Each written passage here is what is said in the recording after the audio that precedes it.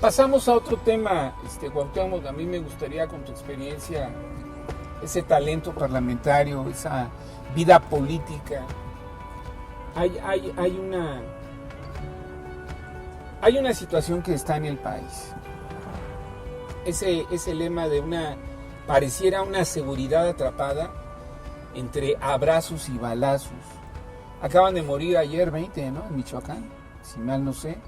Así es. El evento de Querétaro, la muerte de estos muchachos que estaban en el velorio y que fusilaron en Michoacán. Y parece que no hay orden, parece que no hay mano que ponga orden en lo que dijo el presidente en su campaña, que iba a velar por la seguridad del país. Y si no hay seguridad, no hay inversión, tú lo sabes, no hay tranquilidad, no hay armonía y menos conciliación. ¿Qué opinas acerca de esto? De lo que está sucediendo en el país. Bueno, que la política que se ha seguido pues no es una política efectiva que realmente ayude a resolver el problema de la violencia y de la inseguridad pública, porque al amparo de estos abrazos, de esta política de abrazos, pues lo que hemos visto es el crecimiento de la violencia, el aumento de la delincuencia organizada, el hecho de que hayan aumentado las desapariciones en el país, de que haya crecido la extorsión, de que el narco haya establecido sus reales en gran parte del territorio nacional. Entonces, esa es una política que no está funcionando y que necesariamente hay que replantear. Yo creo que el país logró resolver en los últimos años, particularmente con el Tratado de Libre Comercio, lo que tiene que ver con el problema de las exportaciones, el problema del crecimiento económico, pero esa política, esos resultados se han visto atorados en los últimos años por este crecimiento de la inseguridad pública, por este aumento de la violencia, etcétera, etcétera. Y es indispensable replantearla. Yo creo que ha habido en el país experiencias muy exitosas de cómo combatir la violencia y el crecimiento del narco. Por ejemplo, en el caso de La Laguna, hace algunos años se puso en marcha una acción que combinaba sector público federal, que combinaba gobierno estatal, gobiernos municipales y que involucró a la sociedad civil, es decir, a los colectivos formados por los desaparecidos, a la academia, a los medios de comunicación, a los empresarios, a las iglesias, etcétera. Se hizo un comando central y un plan de acción.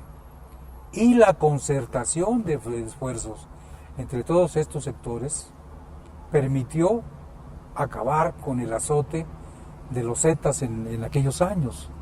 Entonces, es una muestra de cómo esta combinación de esfuerzos entre los distintos niveles de gobierno y la sociedad civil puede permitir enfrentar una problemática que, si no se atiende, pues se crece y se agudiza como ha venido ocurriendo. ¿Estás de acuerdo en que es necesario compaginar estos esfuerzos estatales, municipales, federales, y este que yo acabo de aquí de subrayar, el sector de la sociedad civil? Es decir,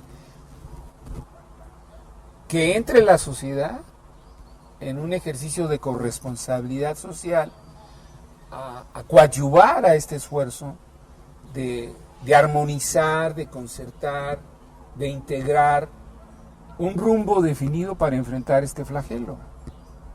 Sin sociedad, pues las cosas no embonan, no jalan bien.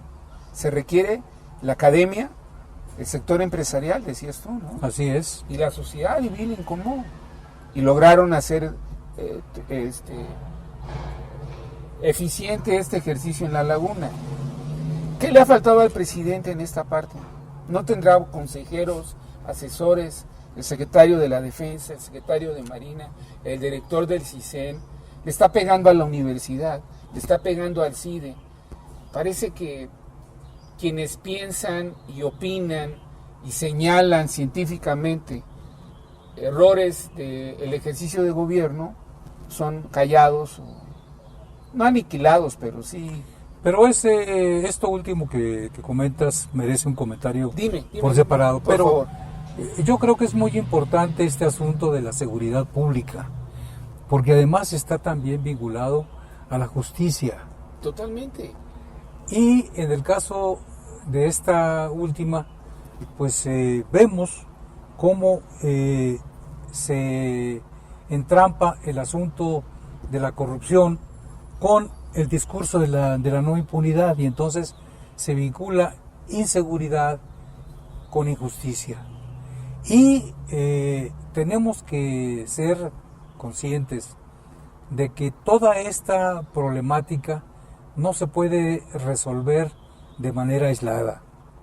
Se creó una Guardia Nacional pensando en que con su presencia ya se iba a inhibir la violencia, se iba a ahuyentar a los delincuentes. Y hemos visto que no es así. Digo, en los últimos casos donde ha habido problemas serios de violencia, en Aguililla, por ejemplo, en Michoacán, llega la Guardia Nacional y a final de cuentas las cosas continúan igual.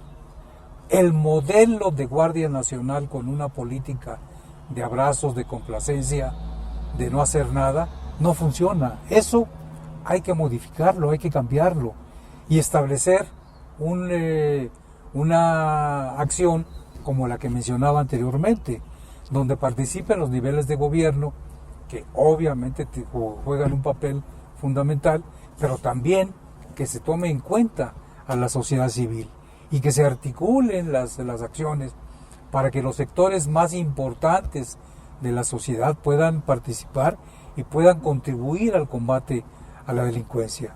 Este es el modelo que debe de funcionar. Tiene que haber una política participativa, de reconocimiento a la importancia de la sociedad para que una problemática tan aguda como lo que tiene que ver con la violencia y la delincuencia y la inseguridad pública pueda corregirse o pueda atenderse satisfactoriamente.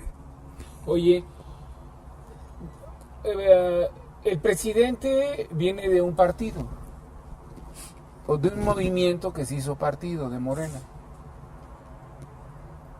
Con esa visión y con esa experiencia política tuya, ¿crees que parece que llega Morena y desdibuja a los partidos políticos, los hace a un lado, los están noqueados? O sea, el golpe de los 30 millones de votos fue contundente.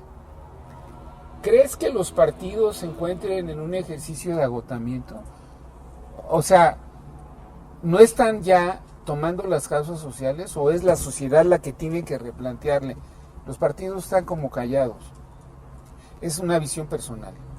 Y la sociedad ha salido a la calle. El día 3 de abril se anuncia una marcha de la sociedad civil contra el ejercicio de revocación de mandato. Pero la sociedad parece que toma el papel que debieran tomar los partidos, como los partidos, entidades públicas responsables de abonar a través de sus reformas electorales y de su representación en la Cámara y en el Senado otras visiones a la visión del partido gobernante. Tú ves que los partidos se están... No digo que no existan, ¿Están disminuidos? ¿Están en crisis?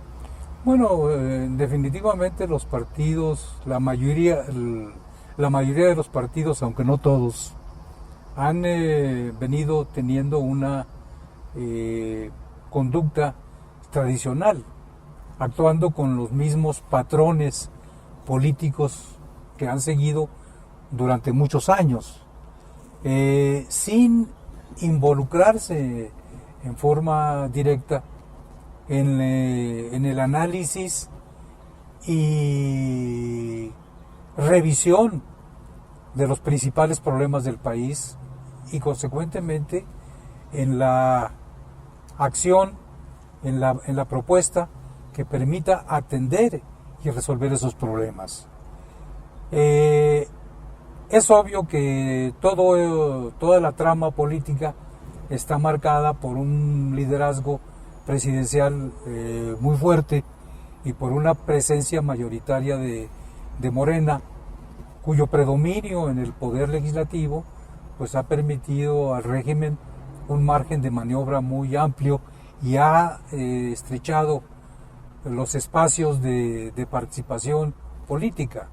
Pero esta situación tiene que romperse necesariamente y hay acciones de partidos. Ayer, por ejemplo, me tocó la oportunidad de estar en el Senado en un foro organizado por Movimiento Ciudadano, en el cual se habla de la crisis de la educación superior, de lo difícil que ha resultado en estos años el que pueda haber una apertura, un apoyo hacia la educación superior pública.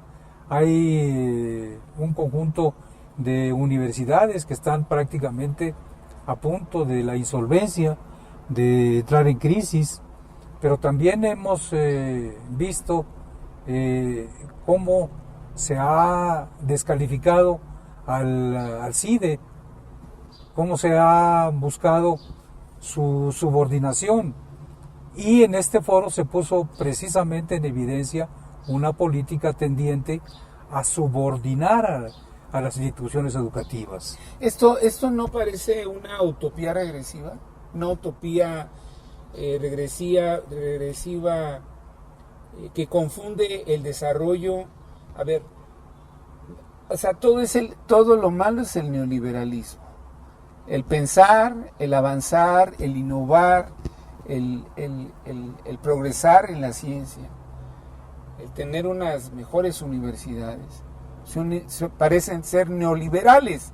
Es decir, como que hay un retroceso, ¿no lo ves tú así? Bueno, hay una confusión porque se ataca el neoliberalismo, pero al emprender este combate se confunde con el conocimiento. Y entonces, por combatir el neoliberalismo, se excluye todo lo que tiene que ver con el conocimiento, es decir, con la ciencia, con la tecnología, con la innovación. Y se crea ahí una situación pues muy compleja y muy difícil, donde la educación lo está resintiendo. Hemos visto, por ejemplo, que a nivel superior, cómo se ha cuestionado que instituciones educativas como la Universidad Nacional Autónoma de México o la Universidad de Guadalajara no han cumplido con su responsabilidad social porque han sido presas de una forma de ser, de una conducta neoliberal, entrecomillado. Y entonces se les sataniza y al hacerlo se crean condiciones de exclusión que no favorece el desenvolvimiento de la educación superior. Pero también estamos viendo cómo las escuelas que había, donde se daba alimentos a los niños, han desaparecido. Entonces, hay un embate en contra de la educación a todos los niveles que está llevando a su creciente precarización, a que no haya el desarrollo del conocimiento que el país requiere. ¿Qué es lo que han hecho otros países? ¿Cómo han manejado esta situación? Bueno, países como Corea han dicho, nos interesa fomentar la educación. Vamos a buscar modos y maneras de que la educación a todos los niveles se fortalezca y se creen cuadros de excelencia y que quienes se preparen puedan disfrutar de condiciones económicas bonancibles, que tengan buenos salarios o buenos sueldos o buenos ingresos. Y aquí en México pues se ha seguido una política de exclusión y de persecución. No se ha puntualizado exactamente qué es lo que se necesita y a partir de precisar qué, pues que se busque cómo hacer las cosas, cómo fortalecer. En el caso de Corea, si hiciéramos lo mismo, la educación, y a partir de ahí, pues todos los pasos que hay que dar para que realmente generemos una dinámica de desenvolvimiento económico, pero también de cambio, de innovación y de obtención de mejores condiciones de vida para el país y para la población. Oye, yo quiero pedirte nada más, brevemente, tenemos gente que nos sigue, nos van a saludar Rubí Fuentes Díaz y Rosy Lanzagorta, mi hermana, muchas gracias, hermanita. Sabemos que es una hora un poco... Entrábamos antes a las 11, luego a las 11:30 y luego a las 12. Viene el cambio de horario y bueno, ya habrá cambios, pero hay una pregunta que viene por parte de producción. Yo tengo dos, una de ellos y una mía en lo personal. La primera es, a 3 años de gobierno de la 4T, están ahí las propuestas de campaña del presidente. ¿Tú crees que se han llevado a cabo algunas de sus propuestas? ¿O cuáles sí o cuáles no? Bueno, inauguró el 21 de marzo el aeropuerto Felipe Ángeles, ¿no? Que es uno de sus logros, entre comillas. Pero la inseguridad, no voy a talar árboles, etcétera, etcétera, ¿no? O sea, ¿cumple el presidente lo prometido en las propuestas de campaña, en su plataforma electoral? Pues definitivamente no las ha cumplido, porque las políticas que ha seguido no son las adecuadas. Es decir, por ejemplo, la integración de los cuadros de gobierno. No se ha buscado que sean los mejores quienes participen, sino que sean los incondicionales los que ocupen cargos públicos. Es decir, el equipo de ayudantes del presidente pues, ha promovido, no sé, 20 o 25 gentes que eran ayudantes, asistentes, que colaboraban con él en su seguridad y ahora los ha mandado a direcciones generales, a dirigir institutos, a posiciones de relevancia, porque lo que le importa, lo que le ha importado es que haya un cumplimiento acrítico, pues a señalamientos, a directrices de su parte, y no un manejo eficiente que realmente contribuya a una administración pública eficaz y consecuentemente a que el gobierno ayude y coadyuve a que los problemas que vivimos se resuelvan. Parece que al presidente le molestan los contrapesos, le molestan las observaciones que pueden hacer la oposición, la sociedad civil, la academia y algunos pensadores. Parece que no quiere.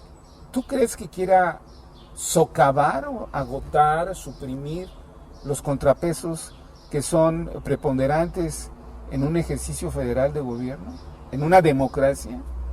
Pues evidentemente que ha buscado erradicar, nulificar los contrapesos, digo, e inclusive, pues en el caso del poder legislativo, ¿no? Digo, se supone que hay una división de poderes y que precisamente la división de poderes debe de contribuir a que los problemas se analicen de mejor manera y consecuentemente a que las soluciones que se escogan sean las mejores, pero él manda una iniciativa, ahí está la del sector eléctrico, y dice que no se le quite ni una coma.